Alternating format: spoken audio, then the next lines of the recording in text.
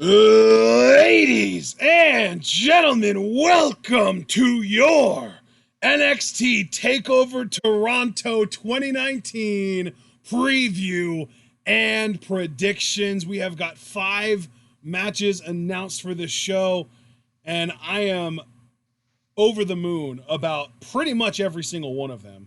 I mean, there are one or two that I'm a little less excited about, but that's because I'm at like an 8 out of 10 for those rather than a 10 out of 10. And really, I would argue that the women's matches on this show are what I am here for.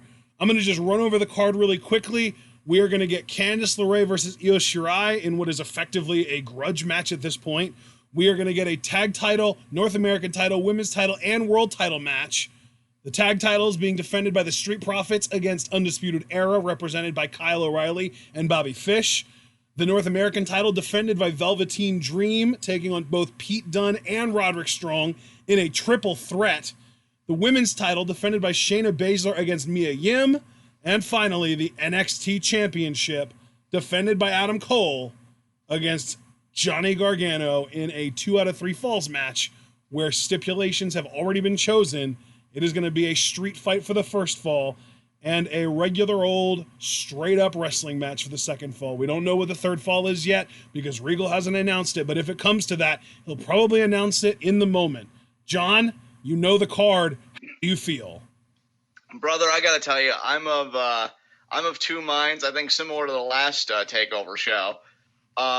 Just looking at the card on paper and taking it for what it is, my hype is a 9 out of 10. Same. I think this is a really strong card. Really looking forward to it. However, when you factor in what could happen and what I'm hoping to happen, my hype is a 20 out of 10. NXT TakeOver Toronto, another opportunity to really change the landscape big time around here. And I really hope they pull the trigger on that. But yeah, especially, man, like you said, the women's matches, I don't know if we've had a women's side of the card this strong. Because like Mia and Shayna, I feel like has been built up very well. And I've been liking a lot of the speculation I'm seeing on Twitter, like about, the aftermath of what this feud could produce. And Io versus Candice, I feel like the Io that you talk about that was in Stardom, that just like looking for competition, very fierce. We're obviously not going to get an exact replicate of that, but I think we're going to get something that's like adjacent to that here now that she's heel. And that's very exciting. So yeah, man, solid card. I'm just hoping for a lot. And I don't know, will we get it? Maybe, maybe not. But yeah, I'm definitely at a 9 out of 10 just looking at the card by itself. And then when you factor in what could happen, 20 out of 10, because this could be one hell of a takeover. So let's get into this, man. Yeah, as far as the women's side, the last time that we had a takeover show with this much of a stacked women's, how do I put this? Competition, I guess. Basically a show that we were this excited for the women's matches specifically. I would say it was probably NXT TakeOver London. It was Asuka versus Emma on that show without a championship involved. And then the other match was Bayley defending against Nia. And we were both very excited for both of those matches at the time. Absolutely. Yeah, for sure. I think this is going to beat that, though, because we have seen Shayna and Mia in a singles match before in the Mae Young Classic, and it was exceptional. It was great. Absolutely, man, for sure. So that's and Io, like, I'm just waiting for Io to just fucking murder a bitch. So there you go. You know what? Let's actually talk about that match first, since that is the only match on this show without any championship implications. Let's get right into it. Let's talk about Io versus Candice.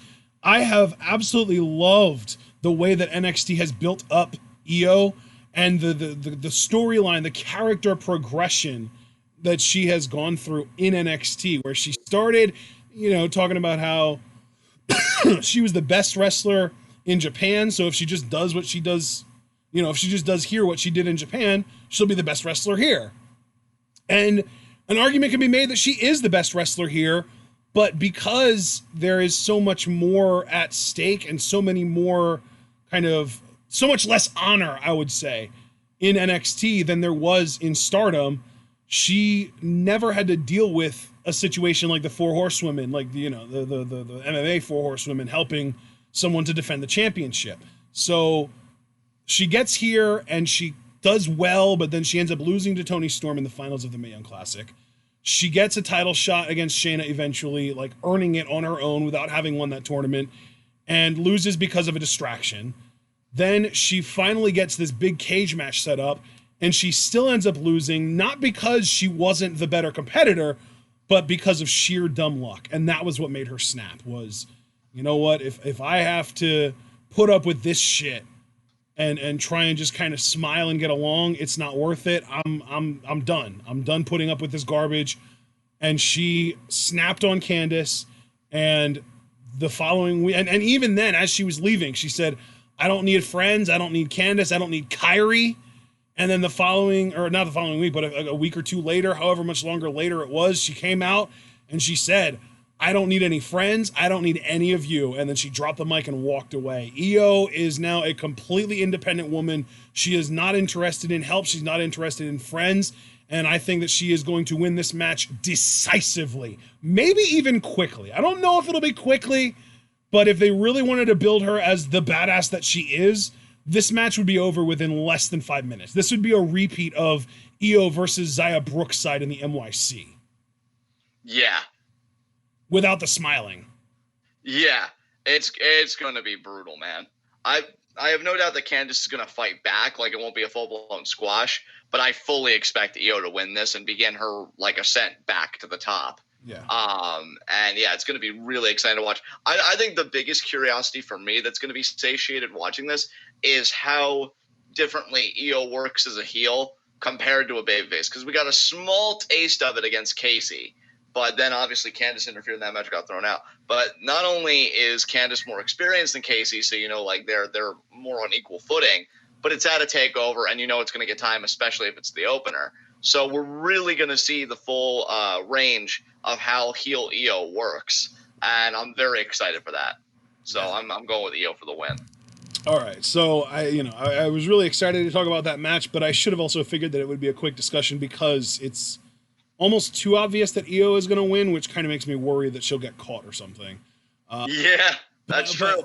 Yeah, let's move on to you know what? Actually, let me pull up. I forget what I have listed first in the description between the tag titles and the NA title. So let me just look real quick. The tag titles. That's what I thought. Street Profits defending against Undisputed Era. This is kind of the beginning of an interesting series of matches because there are 3 different matches tonight with championships on the line involving the Undisputed Era. So if you want to, you could just have the Undisputed Era win all the gold. Or if you think the Undisputed Era are going to get called up, you could have Kyle O'Reilly and Roderick Strong and Bobby Fish all not win their matches and have Adam Cole drop the title to Gargano.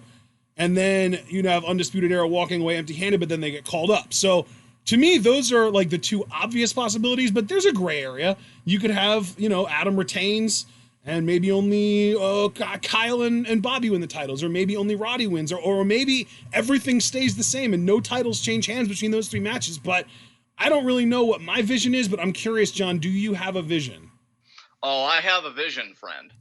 And that vision is Undisputed Era holding all the gold. Now, I've had that vision for a while. I've wanted that vision for a while, but me and NXT are on 2 different wavelengths. They seemingly have not wanted that vision to come to pass yet. Otherwise, they would have done it by now. Do they want it here? That's the difficulty, because here's the thing. That's what makes Undisputed Era so peculiar, because on one hand, if you wanted them to stay in NXT and put all the titles on them, like, again, you could have done that by now. And 2, if you wanted to call them up, which I don't even know if that's the best thing anymore, given what a dumpster fire the main roster is on the administrative side, again, you could have done it at a prior time. So I don't know where Undisputed Era is just in the entire WWE kind of landscape. So that's what makes this hard for me. Also, the Street Profits Go Home show promo really didn't inspire confidence in me that the prophecy was going to be fulfilled. But I don't know. I mean, Cole mentioned it again right after he won the NXT Championship last TakeOver. So it's still on his mind. It's still like canon that that's an ambition of the Undisputed Era. So I'm going to let it ride again. I'm going to say Kyle O'Reilly and Bobby Fish win the tag titles. Damn, you're going all in. Okay. Honestly, I don't, Christ, this is really difficult because I have been seeing Like, I don't seek out rumor mills at all. I never go out of my way to look at this shit, but I do browse the Squared Circle subreddit, and this shit shows up pretty frequently. And I have been seeing that apparently there's going to be basically a mass call up from NXT this fall to boost up the rosters for Fox.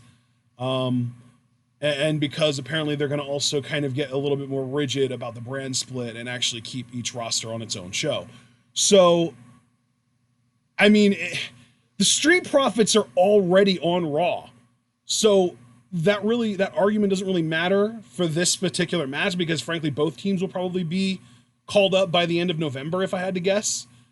But it does affect the rest of it, because you've got, the North American title match that also involves Dream and Dunne. You've also got the world title match, and I expect Johnny Gargano to basically be treated as the face of NXT, maybe until he decides to leave NXT. Like, he might just be one of those guys where Vince has no interest in him, but he's like the perfect guy to just stay in NXT. And, Triple H just kind of lets him stay there, and he's super successful, and he's on top forever, basically. And, in that case, Adam could drop the title here, or we could maybe get Cole versus Riddle at TakeOver War Games, which is in November, and then Undisputed Era could get called up after that. And really, like, all the possibilities are kind of swimming around my head, and you know what? I am going to say Street Profits retain here. All right. Okay, so we disagree on that, because I'm going with Undisputed Era. And not strongly. It's not a strong disagree. It's like 53% to me. Like, yeah. About like if I'm thinking about like the odds in my head, say the Street Profits are at like 53% to 47%. You know what I mean? Right. Yeah, I hear you, man. I hear you. No, I definitely understand that difficulty for sure. All right. So then we've got our North American title match, Velveteen Dream defending against both Roderick Strong and Pete Dunne. Triple threat match.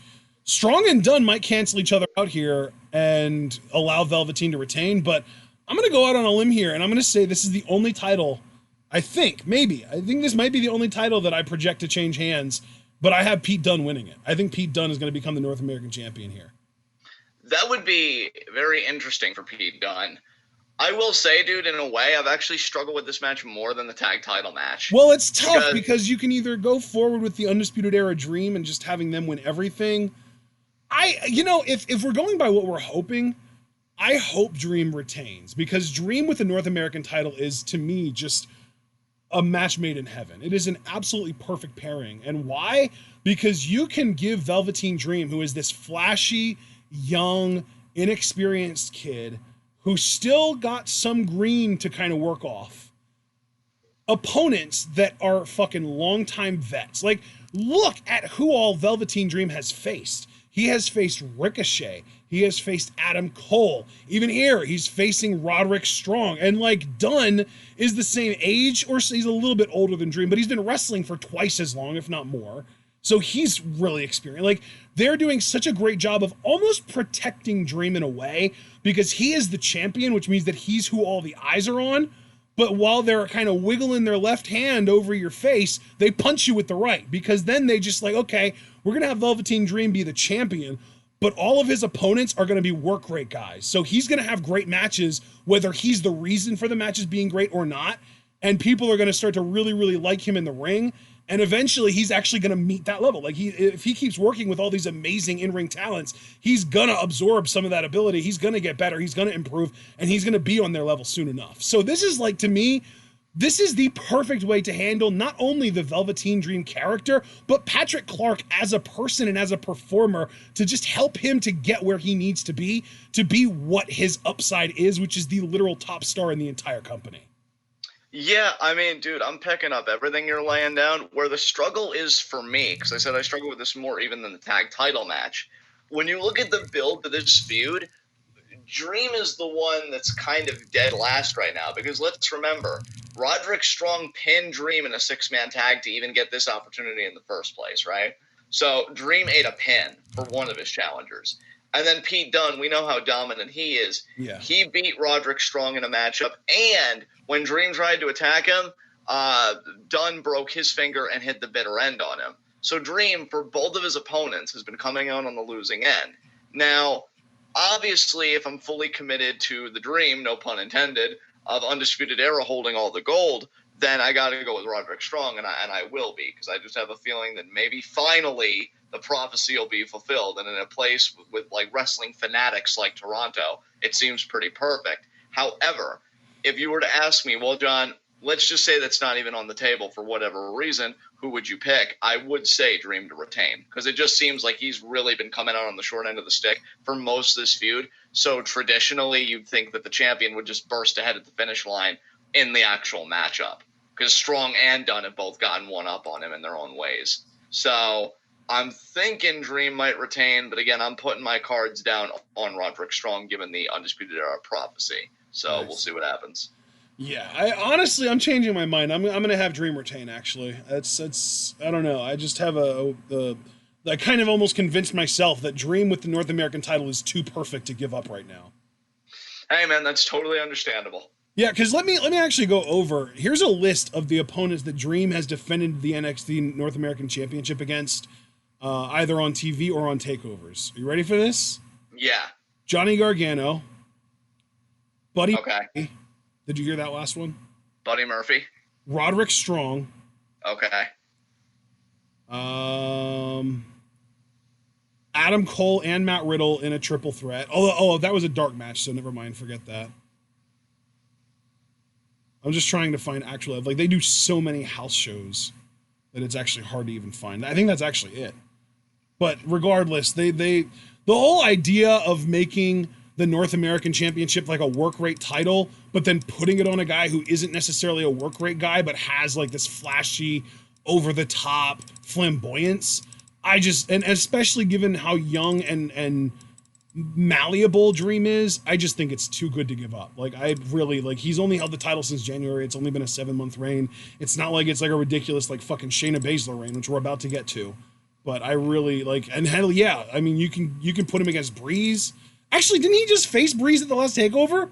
He did, yeah. Yeah, he just faced Breeze at the last takeover. I don't know why that wasn't on Cage Match. I must have just skimmed over it, unfortunately. But yeah, he faced Breeze.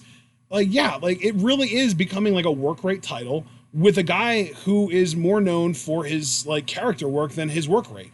And it's helping him. I think he's getting better. Every match I see him in, I feel like he has improved a little bit since the last time I saw him. And I hope that trend continues. So I am picking Dream more because I just hope he retains it than anything, but also because, like, this match is such a coin flip that I'm going to let my hope inspire my pick a little bit. All right, man. I totally hear where you're coming from. All right, and now we get to Shayna versus Mia. Shayna Baszler defending the NXT Women's Championship against Mia Yim. This is another really interesting one to me, man, because Dakota Kai on her way back. Tegan Nox, I think, already has been cleared to wrestle again, so she's on her way back to NXT TV. And really, she had never even debuted on NXT TV. She was only in the NYC last year. And the NYC itself is probably coming up soon. They're planning on doing a third one from what I've heard this year. All those plans might have been scrapped knowing Vince. But man, it's hard to make a pick here because Mia, people are so ready for Shayna's reign to be over that they're ready to accept basically anyone as champion other than Shayna. But at the same time, Mia, this is Mia's second shot at Shayna. She lost the first one, but it probably had some kind of interference in it that I just don't remember. And from what we know, she's neutralized the horsewomen. She's taken Jessamine and Marina out, and they probably either they're not going to show up at all, or there's going to be a swerve and they will show up and they'll just be like bandaged up or something. So I feel like NXT was really ambiguous with the way that they built to this, because there really isn't anything definitive. Because does it feel like Mia is definitively the better wrestler? No. Does it feel like the horsewomen are definitively neutralized? No. Like, there is nothing that I can say with certainty about this match other than that it should be a very good match. Yeah, I mean, dude, here's my logic coming out on this, and I don't know if you'll agree or disagree, but to me, narratively speaking, I don't see how you can have Mia Yim lose this match. Because to me, the story, right, especially with Shayna's last few title defenses, especially against Io the last few times, is oh, Shayna needs Jessamine and Marina to win. They've even kind of explicitly told that story between Mia and Shayna, because Mia's got this confidence that, you know, you've been really leaning on them lately. If I take them out and we keep it to a one-on-one match, I've got a great chance to beat you, and I know I can beat you. So I guess let me backtrack a bit. Maybe you don't have to have Mia win, because maybe you do want to reaffirm how legitimate Shayna is with her background and everything. Like, I get that. But at the same time, though, like, if the story you've been telling with the last few title defenses, and again, just more specifically, if you really wanted to narrow it, with Mia and Shayna on the mic and just Mia's pursuit of the title, I just don't think it would make much narrative sense to have Shayna retain here after all that.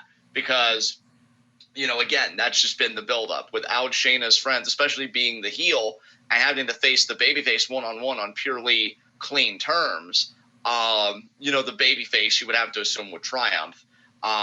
So I'm going to go with Mia, because that just seems to be organically where the narrative is heading. And then, you know, obviously we have heel Io on the come up. Bianca's winning again and slowly moving her way up the ranks. Like, she's got heel challengers, especially because Mia was the first one to pin Bianca, and they had a great series of matches. So that, I think, is definitely going to be a feud that happens for the title down the road. And again, you can't forget about Io, because either Bianca or Io, to me, will be the next NXT Women's Champion after Mia. And yeah, so I think Mia is going to be a babyface champion, but she's going to transition to, like, the next big heel for the NXT brand. And honestly, I'll go even further. If Shayna's dropping the title, I have to imagine a call-up isn't that far behind. Maybe on the post-SummerSlam Raw or SmackDown.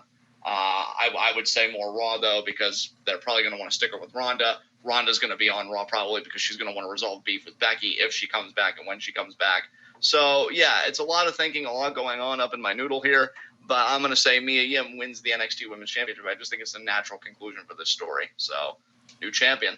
How long has this story even been going on? Well, I guess with, like, Shayna as a champion, it's been going on for a little bit, right? Because she had the feud with Io, and then was the Fatal 4-Way before the Io matches specifically, or what was the last defense before Io? Because the Fatal 4-Way, you can't really cheat in that, so I guess Shayna did retain cleanly, but she did pick the scrap. She was opportunistic in her retention. Are you talking about the Takeover New York match? Probably. That was Shayna, Io, Bianca, Kairi. Okay, yeah, that's what I figured. And then... But I'm specifically talking about the Shayna versus Mia story. How long has that been going on? I mean, that depends on what you want to argue there, because Mia was a bit on a winning streak, and then Bianca, like, had words with Mia about it, because Mia was kind of hinting that she wanted to be number one contender, and Bianca's like, girl, and so they had their series of matches. So I guess when did that happen? I feel like that's been going on... Like what, guys? Like, somebody in chat help me out. 3 months, maybe? 3 or 4 months? Maybe a little less than that, actually, though, if we're being, like, fair. But, yeah, I just feel like the story is, like, Mia's on the come-up. And Shayna... Mia Yim defeated Bianca Belair at NXT TakeOver 25 on the pre-show, like the taped thing for the next week of NXT. Right. So that was, you know, a little over 2 months ago. Right. And so, we'll call it 3 months. But the reason that I'm asking is because I don't understand why everybody and their mother thinks that Mia needs to win this match. That Mia, like, if you're looking at this from Mia's perspective, I understand that you think that you got this because you neutralized the horsewomen. But I also have to raise this whole idea that I was bringing up earlier, that the horsewomen haven't been around, but that doesn't mean they can't show up. You know what I mean? Right. That is true. And then if you look at it from Shayna's perspective, Mia is like, I don't know, like Mia, I feel like Mia isn't a significant, how do I put this? I feel like Mia Yim, great and talented as she is, does not make the most storyline sense to take the title off of Shayna Baszler. And see, like, but let me ask you, though, as kind of a counterpoint. Because you said that doesn't mean that they can't show up. And that is true. Like, that there's no, like, fault in that logic. But don't you think also, though, that would be a bit questionable when they've explicitly made it a point on the television product? Like, this isn't even social media stuff that annoys the both of us. Like, they've shown on TV her taking out Jessamine and Marina and really driving the point home that they're gone. So right. Don't you think it would be a bit weird to, like, suddenly... Yeah, I mean, dude, it would be weird. It would definitely be weird. I'm not trying to say it wouldn't be weird, but I'm also... Right. I think that I just feel like there's so much less certainty about this match than you and a lot of people in chat. I almost felt like people in chat is like it's a foregone conclusion that Mia's going to win here, but I also feel like that's also really clouded by bias because people are just so ready for Shayna's reign to end. Also, it would be great heel heat that everybody's just kind of looking past the champion and then she retains. So I'll give her credit for that. And like I cannot emphasize enough, who is like the ultimate underdog scrappy babyface that got fucked up by Shayna and hasn't been around and is finally going to be able to come back soon. And that would be Dakota Kai. Exactly. And who is the perfect, and I mean perfect, transitional champion? Because let's be real, whoever beats Shayna for that title, that's exactly what they're going to be. They're going to be a transitional champion. Oh, yeah. To get the title from Shayna to Io.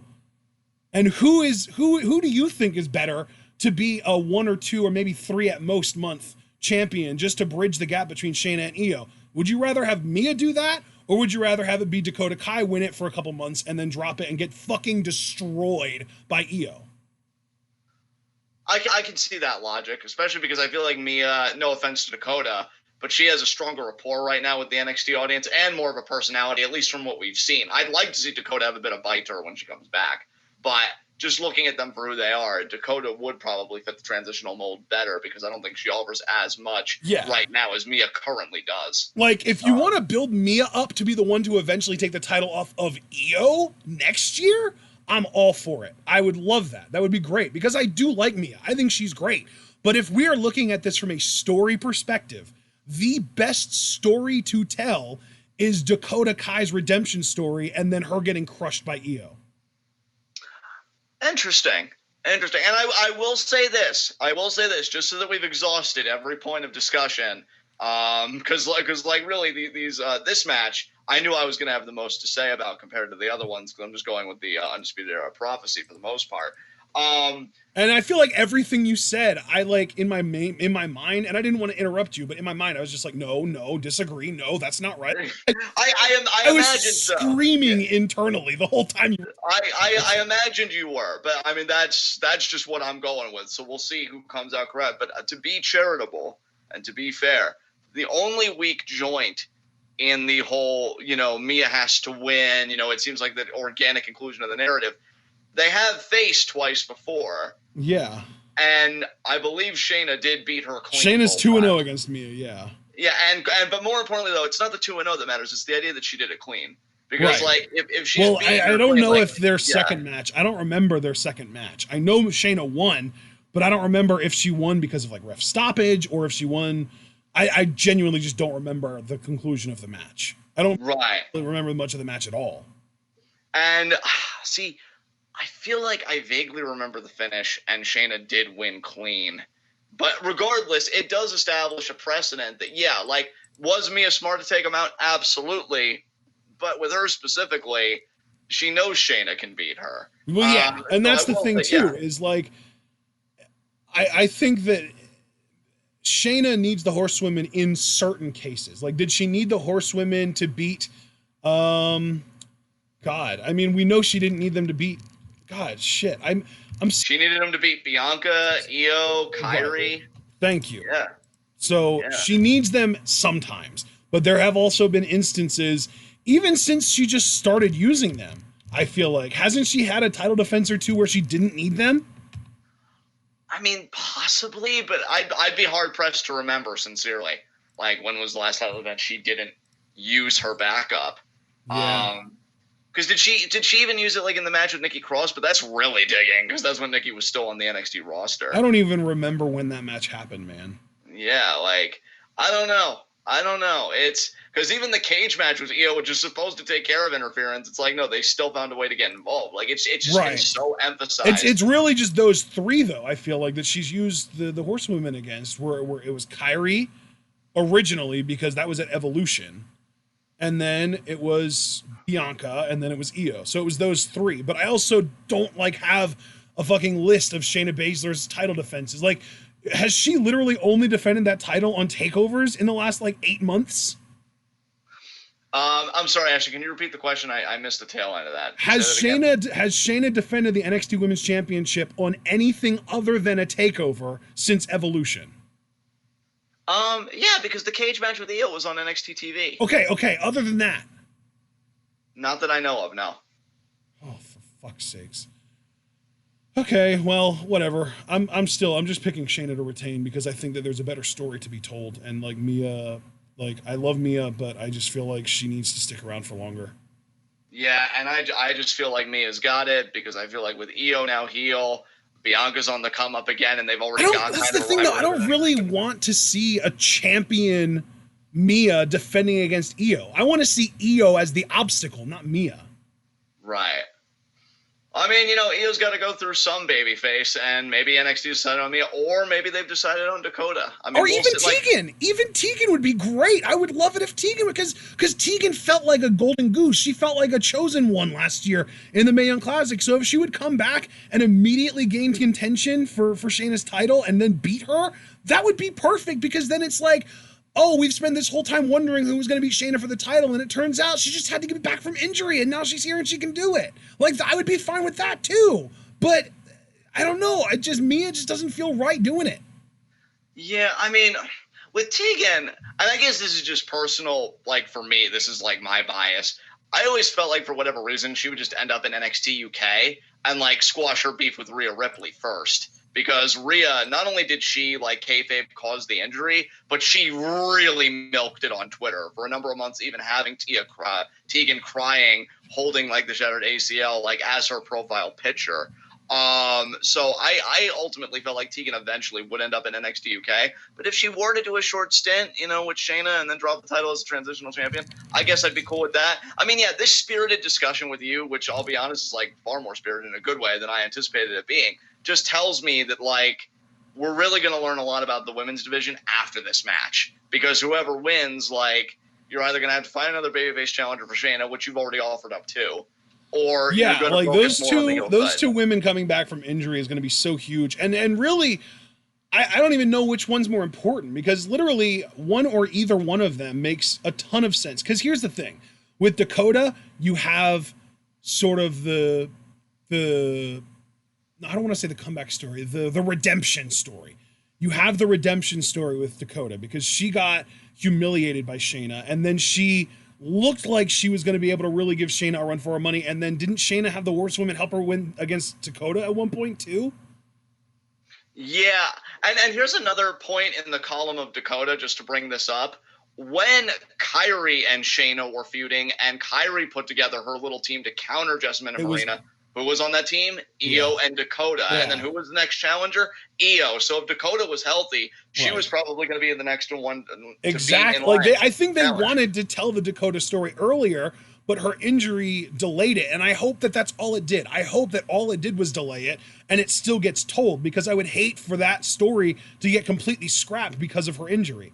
Because like the story is there, the story is primed to be told, and now I'm hearing that she's ready to go again, and it's just a matter of her actually getting cleared. So I really, and that's one option.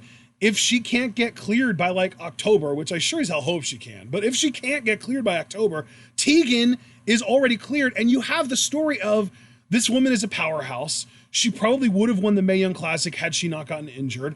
She's basically the only woman that hasn't already lost to Shayna. Let's see what she can do. And then she shows up and immediately beats her. And it's like, holy shit, she's incredible. How did she do that?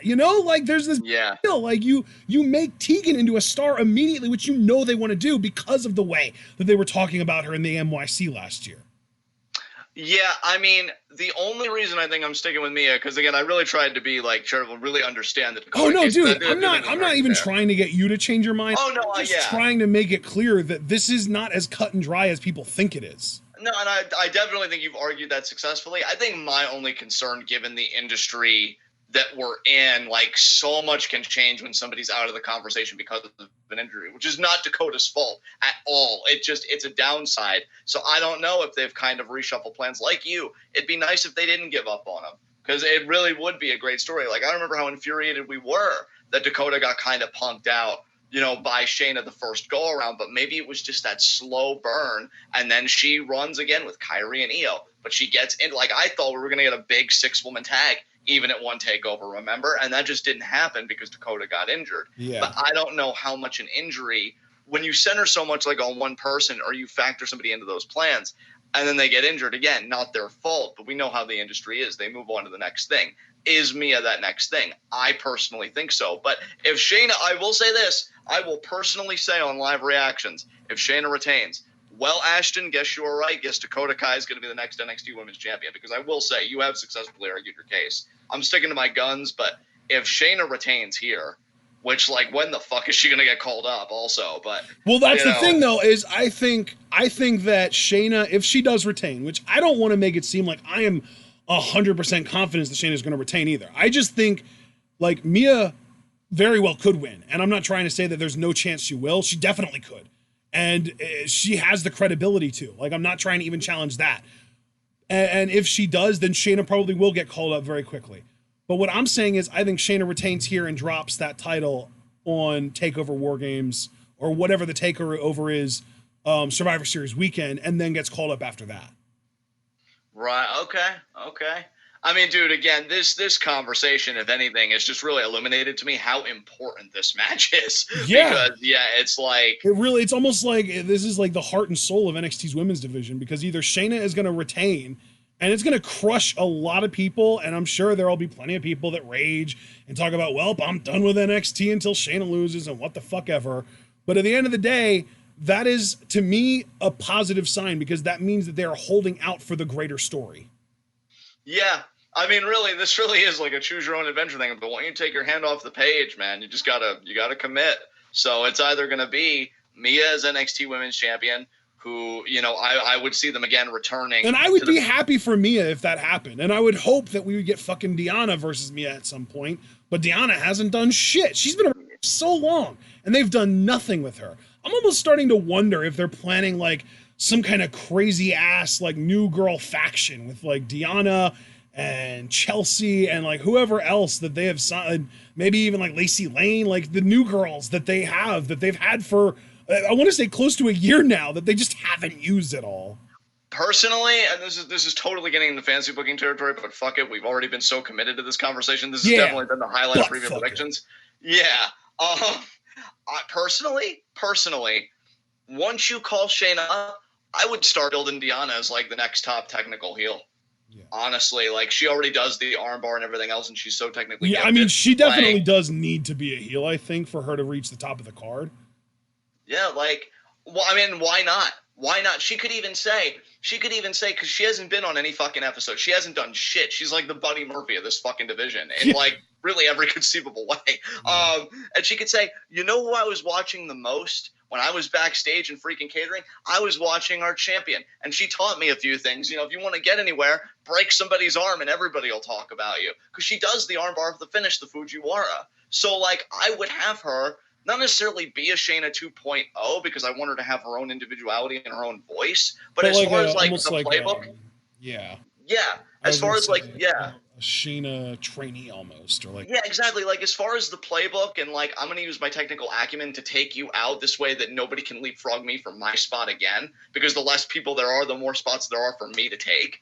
Like, yeah, that's the perfect fucking story. I tried to be nice. I tried to be the girl with a smile in the Mae Young Classic and be everybody's friend. Didn't get me even a tag match in a freaking dark match. I don't know if you'd want to kind of work shoot it, because we're in the freaking reality era. But essentially, I was in catering, watching women that I'm far better than getting NXT Women's Championship matches, and I couldn't even get just time on the show, like 2 minutes to even tell my story. Well, now I'm doing it this way. I really think, because obviously Io is going to be a top heel too, but if you wanted that kind of heel that like what she what I'm thinking though is if Mia wins the title, and if Io, obviously we would want Io to take the title from her, but if NXT has other plans, I would eventually want Deonna to be a big like rival to Mia. Yeah, absolutely. Yeah, see, you were a little generous earlier. I'll be a little generous. I'll buy into the very distinct possibility that Mia could win this too.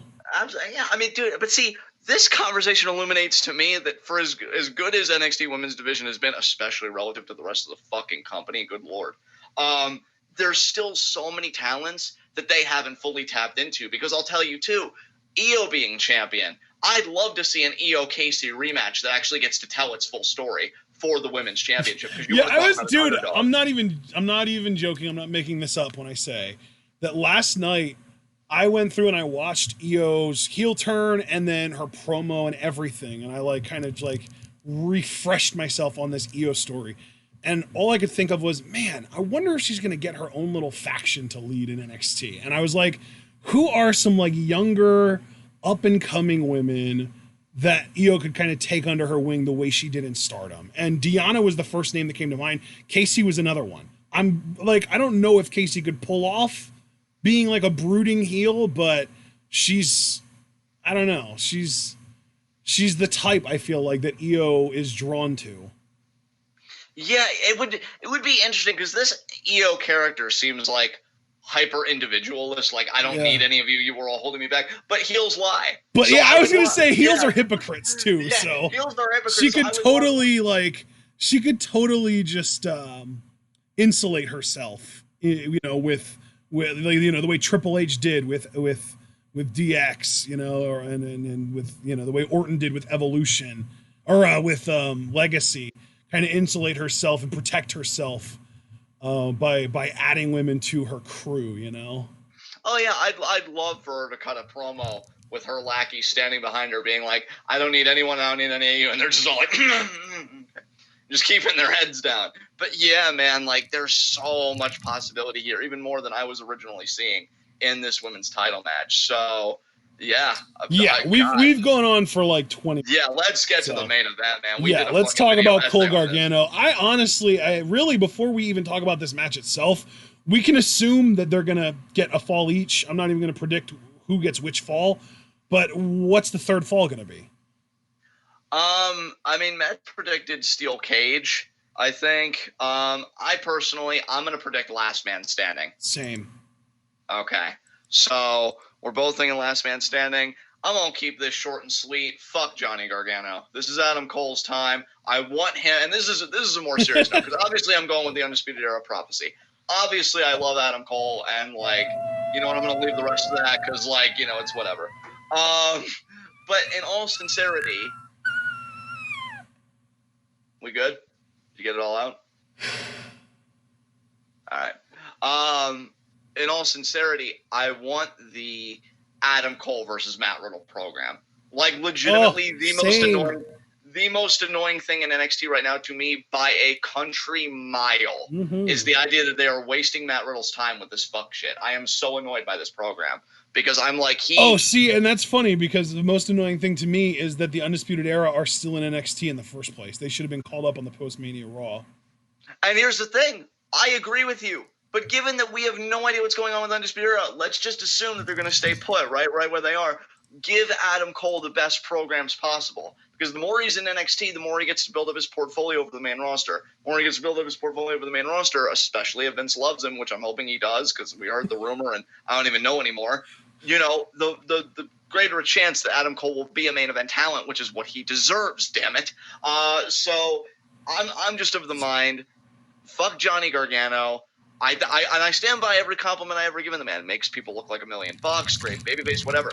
But I don't want him to suffer the same problem as every other great babyface, and that's being overexposed. And I'm getting kind of sick of seeing Johnny in these situations.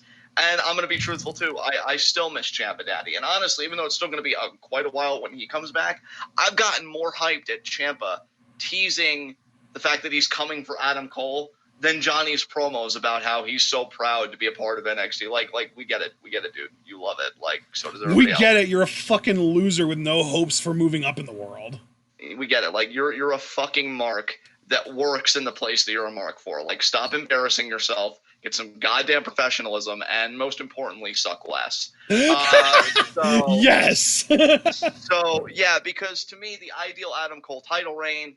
It's Keith Lee, which they've worked live events, get them on a freaking takeover. I mean, first of all, it'd be nice if you built Keith Lee up. I'd love to see Velveteen Dream go after it again. Hell, dude, I even said this. Beg pardon? Dominic Dijakovic. I mean, he's more of a heel, but if he were to turn, absolutely. I've even said I'd love for Velveteen Dream to go after it again once he drops the North American Championship, because his match with Ciampa, you know, that was my match of the year that year.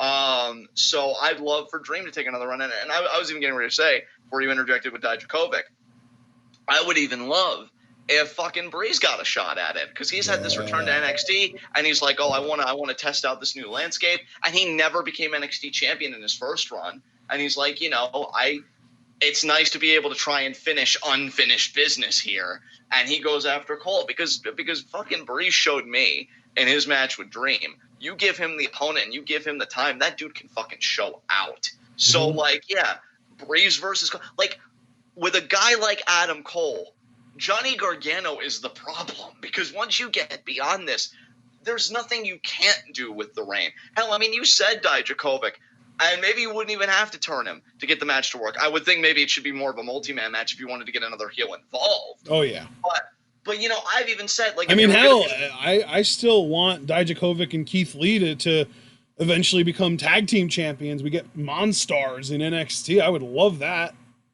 I mean, here's another thing too, because I really should have mentioned this for the North American Championship match. We got Jordan Miles versus Cameron Grimes. Now, Cameron Grimes is very clearly the heel. Jordan Miles, the baby face. And I say it like that because, that smile's unnerving to me. I've been quite honest about it. I find it heelish. But I'm going to be truthful. While it would make the most sense for that tournament winner to pick the North American title because they're still so new, I have a feeling either one of them would be ballsy enough to go for the NXT Championship. And I feel like Adam Cole, with the kind of promo he is, pretty much telling the trainees to their faces, their collective faces, that they're nothing, that they're going to fail. He'd pull a great sympathetic story out of Miles. And the only good thing to come out of a Gargano reign, and I'm being dead serious, is Cameron Grimes stomping him in the fucking chest and potentially beating him for it in an upset, because I would not want Gargano. That would be incredible. That would be insane, right? But here's the thing. I adore Cameron Grimes. I want him to win the tournament. What a fucking rise to prominence that would be. Right, bro. And then he could cut a promo. Well, Johnny, you didn't win because you probably don't believe in God. Your wife wins more than you do. Oh, my God. Cut this fucking promo. But, no, as amazing as that would be, and, I low-key wanted to have it because of how big a Cameron Grimes fan I am, but, let's all just remain calm and keep perspective. The goal here is to make Adam Cole the greatest NXT champion of all time, which you think he'd already do by virtue of just existing, But, no, it's going to take a little bit of work. And this dick cheese is but my rematch, though. Nobody cares, Jonathan. Go sit in the fucking corner, color in your coloring book, and let a real champion do the goddamn work. Well, we even saw in the video package. Johnny's talking to his old buddies. Oh, hey, Seth, how you doing? Oh, hey, Finn. What was Cole doing? What was he doing, Ashton? He was defending the title, live event after live event after live event. So who's really the heel? Because he's a motherfucking workhorse. Exactly. Yeah, who's really the heel here? Look in the mirror, Gorgonzola, whatever the fuck your name is. But the point is, okay, Adam Cole, and now here's where the fun and games stop, because Adam Cole, to me, needs to retain. I'm going to circle back to my original point. I'm pissed that this isn't Cole versus Riddle, because it should be. Riddle is getting screwed. Cole is getting screwed. And honestly, even Gargano to a point is getting screwed. Give him a new opponent. Give him an interesting heel. Honestly, dude, if Gargano loses, that'd be great for him too, because I can even think of some heels I'd like him to work with. Dijakovic being one. Gargano would make Dijakovic look like $1 million fucking bucks with the way that he sells. Damian Priest, if you wanted to get him in there with somebody legit, fucking Gargano's your guy. Have him work with the undercard heels after this, please. It'll be great for him, and it'll be great for them to get that rub. This is Cole's era. It's an undisputed era. Whether the prophecy comes true or not, Cole needs to remain champion, because the matches he could have would be freaking insane. And I feel like we've already seen Gargano run the gamut of what he can do. And honestly, for as much as I love Ciampa Daddy, I don't want him to come back and then to do this whole series of matches all over again, even though they never did get their closing moment, admittedly. And my heart breaks for both guys. But, let's move on. So, Adam Cole, 150%. Not only am I picking to win, he needs to win. And I will be very angry, and I will type in all caps and very loudly about it if he loses, because fuck that shit. But what do you think? Let's hand it over to you here. I am never going to be able to one-up the entire rant that you just went on. So I'm just gonna say, I think Gargano might win. No, Ashton. No, I'm you didn't just sorry. do this. No. I'm sorry. Are I'm you sick? sorry. Are I'm you not. sick? Why I did you? mean, I Why did might be sick to my stomach if it actually happens, but I'm not feverish if that's what you mean. I'm gonna pull an MJF. Turn the camera off, please. Okay, so you were doing really good, okay? And then you come out here with this fuck shit like Gargano. What the fuck is wrong with you? Okay, we're gonna turn the camera back on. You're gonna tell everybody that Cole's gonna win. All right, quit the fucking shit. All right, turn the camera back on, please. So, Ashton, now you've had time to think. Explain your reasoning and why Cole's retaining. Look, Cole will probably retain. I'm not denying that. He probably will. But again, we need to be open to the possibility that the Undisputed Era are getting called up. And if that happens, obviously Cole would drop the title and then move on to bigger and better things. So I don't expect that to happen, but I am open to the possibility that it could happen. I think really what this preview predictions has revealed to me more than anything is that my finger isn't anywhere near the pulse of NXT. I was gonna, because like if you really double down, like I'm not gonna do it now because like you did say you're just open to the possibility and you think Cole's gonna retain. But if you were like Gargano's gonna retain, I had this whole thing set up where I was gonna be like, well, Ashton, that's interesting. Exhibit face. You've said Undisputed Era was being called up before and it didn't happen. So what's different now? But no, even you've acknowledged that. So we don't need to go there. And that's that's why I'm saying though, like I feel like my finger, like if the pulse of NXT is located in China, my finger is right here in the US. It's literally as far away as it can reasonably be from being on the pulse of NXT because I have no fucking clue what to even expect on this show. I don't know what's going to happen in any of these matches, except I'm pretty confident Io's going to win. And watch, she'll fucking get caught and she'll get rolled up and she'll still lose. Like, I don't know anymore. I feel like the level of who the best performers are versus who wins the most is it's probably never been further apart than it is right now in NXT, if that makes sense. I like, and also like let me put it more succinctly. I feel like the NXT product and NXT as it is right now has never been less of a meritocracy than it is right now. Yeah, no, dude, here's the thing, being completely serious, scaling back the Cole, the cult and all that stuff. I totally get where you're coming from because like on paper, you look at what the Undisputed Era not only has accomplished, but who it freaking comprises. Like these guys have been around forever, it feels like. And Cole's still very young. I think Cole just turned 30 this year, right? Or is he still like only 29? So like Cole has a lot to give. And he's so well-rounded already at this age. Like, and not to say that like he's the youngest thing, but like he's got so much together. You'd think they'd want to take advantage of that. Like I still believe, dude, that we're looking at a future WrestleMania main eventer in Adam Cole. And hopefully, you know what, dude? And I would love to believe that. I would love to believe that, but I would have had a lot easier time believing that if Undisputed Era had been called up after WrestleMania. Yeah, and see, that's what I was getting at. Like, I want to believe that all this is possible, and how I can even draw up any optimism with the fucking larger WWE product is beyond me. But when you haven't called them up, either they're very loyal to NXT, which is, I mean, Finn loved working NXT. He was very proud to be NXT champion. Maybe they feel like they're a part of the hottest thing right now, and they've seen the main roster, and maybe inside they don't want to be called up because they're like, this is where the good shit is. But you also have to imagine, though, that they want to be on a WrestleMania. They want to be, like, fighting for the big championships at that stage, and you're not going to do it there. So I don't even know what they're thinking. Are they like Chris Hero in his first run where they're thinking they should have been called up by now? Or are they enjoying the ride? I'd love to know. But, yeah, I mean, they should have been called up by now. Because even though the prophecy hasn't been fulfilled, it really didn't need to be. I mean, Kyle O'Reilly's already been a tag champion, admittedly with Roderick Strong. Cole's now won the NXT championship, so whenever he drops it, that should be the call-up. But even before then, he had great matches. He put together great stuff. They won the very first War Games matchup. Like, there really wasn't much for them to do to begin with, but they're still here, shockingly so. Again, no pun They intended. feel like the 20-year-old guy still in high school. Like, come on, man. Yeah. Come on. Yeah.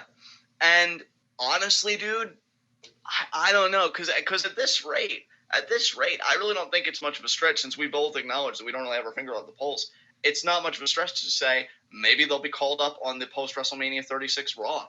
Like, we're already in August. WrestleMania will be here before you know it, at the rate time's going. Maybe they just finish it out. I don't know, because that's the thing, though, dude. That is the thing with NXT, is that I feel like so much of this and the War Games show this year, and every show that's happened previously this year, especially TakeOver New York, has hinged on call-ups, and call-ups have gotten completely unpredictable. So the shows have been unpredictable. Yeah. Whether you see it as a good thing or a bad thing, it's up to you.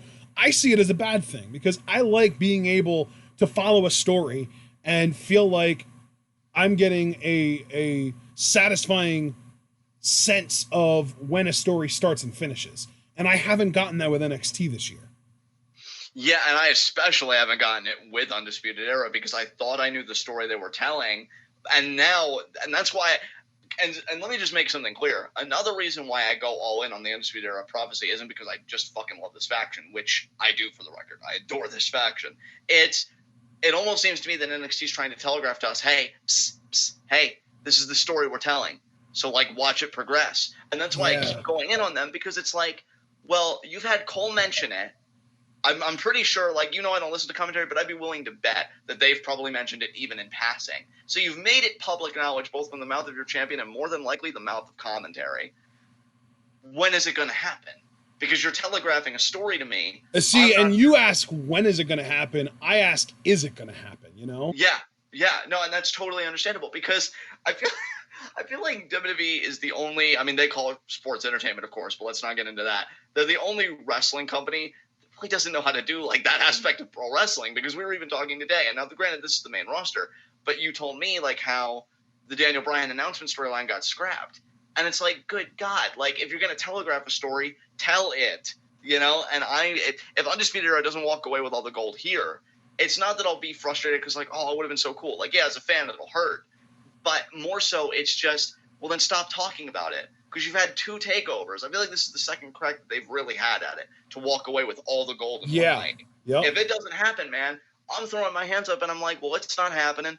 And I don't know when you're getting called up either. So I feel like if it doesn't happen, I'm in limbo with the Undisputed Era as far as their relationship to NXT. Because you're not fully doubling down and giving them all the titles, but you're not fully against them either, and, like, calling them up to the main roster to do their work there. So, like, what's going on? Yeah. So yeah, I'll go with Cole to retain, but again, another in-depth discussion, and it shows me that, like, yeah, you and I are both kind of adrift right now, and I hope they figure out. Because, I mean, hell, dude, another concerning thing, now they didn't pull the trigger on this, thank God, but they even teased that, like, there'd be tension in the Undisputed Era because Adam blamed Roderick when he lost the first title match to Gargano. So, like, I don't even know if NXT fully knows what they want to do with Undisputed Era sometimes, because it seemed like for a moment there, they were going to do a breakup, which I and so many other people said is the stupidest idea I've ever fucking heard. But, yeah, I really hope they figure out what their vision for Undisputed Era is, and I think we're going to have that question answered this Saturday. Because the first title match they lose, if they lose one, that's just going to be like, welp, it happened again. Yeah. So, yeah, man. That's the thing, man. That's going to be the, like, I felt like, really, it kind of all comes back to the absolute tragedy that was the post-WrestleMania Raw and SmackDown. Because when Cole and Roddy and the Undisputed Era guys all were completely titleless after that show, I was so convinced that they were going to show up on Raw and maybe even close the show that I did a cryptic tweet hinting at Undisputed showing up. Yeah, I remember that. So, like, it all kind of comes back to that, because if you're not going to pull the trigger then, why would I believe that you're going to pull the trigger now? And if you're not going to pull the trigger now, well, then obviously, like, I would love to have the Undisputed Era prophecy be fulfilled like you've been talking about. But I also don't feel confident enough to go all in on that, because maybe they just wanted to hold off, and or maybe they didn't want to call them up at all, but now they feel like their hands are being forced because of the Fox deal. Like, everything I feel like is just getting thrown into limbo, and I fucking hate it.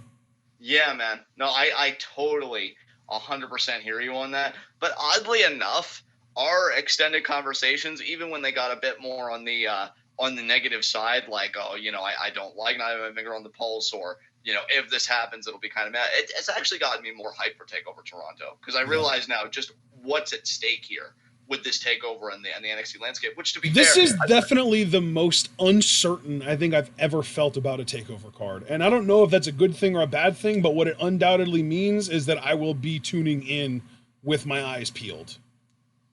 Yeah. And by the way, just to address it very quickly, since it's kind of tangential to everything we've been talking about, like the last, I don't know, feels like 20 minutes, maybe 30.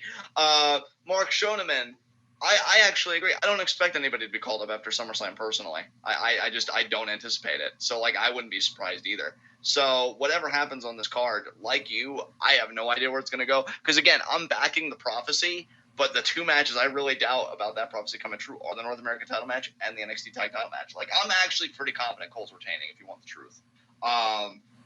Where my least confidence rises is Roderick Strong winning the North American title, because they just do not seem to want to give Roderick a singles title. So I don't know. But, yeah, a lot's going to be answered. And then we already had that extended conversation about the women. And, yeah, just a lot's going down on this TakeOver, man. And I was getting ready to say earlier, I feel a real dissonance with NXT these days. It's kind of sad because I still enjoy the product. Like, they still have good matches and they still have good promos and pretty good storytelling on the shows.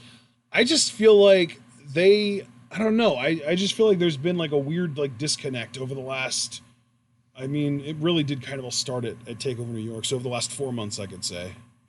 Yeah. We'll see, man. We'll see if either you and or really I it also kind of all stems from the stupid ass, like, let's call all these people up and do literally nothing with them shit that happened back in, the end of 2018 and then into the beginning of this year. I know, dude, because even using a very small example with the person I love most, if Kyrie wasn't called up, she would have been in the Candice spot, and I think we'd be doing the EO Kyrie feud right now. Yeah. But she got called up, which admittedly, like, I did kind of see coming with the stakes, and everybody did, of course, with the stakes of that NXT Women's Championship match, which Javaris did point out earlier, by the way, to your one question, that was also on NXT TV. The Kyrie versus Shayna, if Kyrie loses, she never gets challenged for the championship again. That was how they kind of wrapped up her narrative. But, it's just a lot's happened, and I know I say seemingly at every TakeOver, like, oh, it's going to be so interesting because of the landscape, but that's because it's true. Like, every TakeOver, we kind of get a glimpse into where the landscape might be going forward, because not too long after that, we get a fresh set of tapings.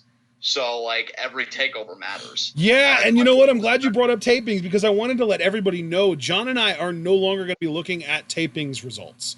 We are going to be doing our best to stay in the dark and avoid spoilers as much as possible with NXT. So just to let everyone know, and that's, it kind of applies to the Discord too. If you want to talk about NXT tapings, go ahead and do it in the spoiler section. That's what that's there for. But we're going to try our best to try and avoid spoilers with NXT as much as possible going forward. Yeah, absolutely. Which I definitely think is going to enhance my enjoyment of the product for sure. Yeah. And yeah, man, you know what? That's going to do it for me on preview and predictions. I want to thank everybody that came out. We have 17 people watching and only 8 likes. So if you haven't yet, please leave a like. We'd greatly appreciate it. And we will see you guys tomorrow. Let me pull up the schedule real quick rather than just going to Ashton immediately, because that's what the schedule's for. This also encourages the rest of you to go to his pinned tweet. Let's see, we are on the 8th today. So Friday the 9th at 7 p.m., we are doing G1 Climax 29, Day 16. I've already heard from some people in the chat, no spoilers, but that it was a great show. So I appreciate you guys not airing spoilers. Really appreciate it. And then after that, at 9 p.m. Eastern Time, we've got our SummerSlam 2019 preview predictions. And oh my God, if you thought we went balls deep in this. Oh my God, SummerSlam. Oh, I'm an angry boy. But that'll be at 9 p.m. Eastern Time. So I'm only going to, well, actually, I'll just finish out the weekend. Saturday, 5 p.m., we've got G1 Climax 29, Day 17, A-Block matches, live reactions. And then at 7, TakeOver Toronto 2 live reactions, the show that we just got done previewing. Sunday, 4 p.m. Eastern Time, it's G1 Climax 29, Day 18, B-Block matches. And then 7 p.m., it's going to be SummerSlam 2019 live reactions.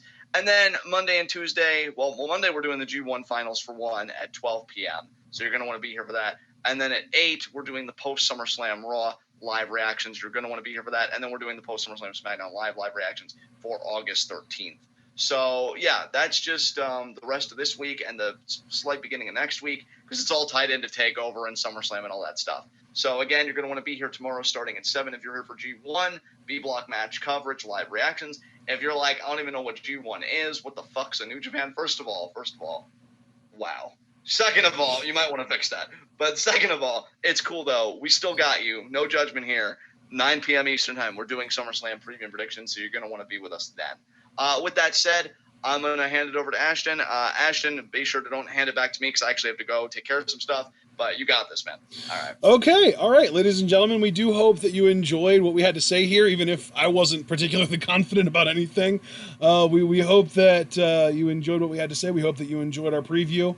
Leave a comment down below. Let us know what you think is going to happen on this show. And maybe you're a little more confident than me. Maybe you're significantly more confident than me. You probably are. I'm very, very unsure about this show. But that being said, we hope that you enjoyed. And if you did, please like this video.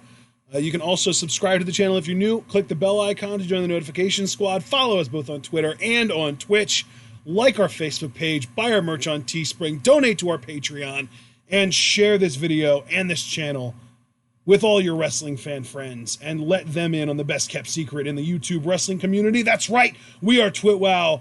And we are the workhorses of the YWC. And we will continue to absolutely live up to that moniker with our continued coverage of the G1 Climax and moving forward. And it is this is the last of it, actually. This weekend we've got G1 for the next 4 days. Tomorrow, Friday, Saturday. Well, tomorrow is Friday, so tomorrow, Saturday, Sunday, and Monday.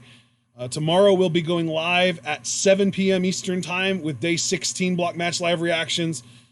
Saturday, we'll be going live at 5 p.m. with day 17 A-Block match live reactions. Sunday, we will be going live at 4 p.m. with day 18 B-Block match live reactions. And then on Monday, we'll be going live at noon. That's right, I said it, noon, 12 p.m. Eastern time on Monday to live react to the G1 finals. The entire day, not just block matches. There are no block matches. It's everything. So we hope that you're all looking forward to that. I know we certainly are.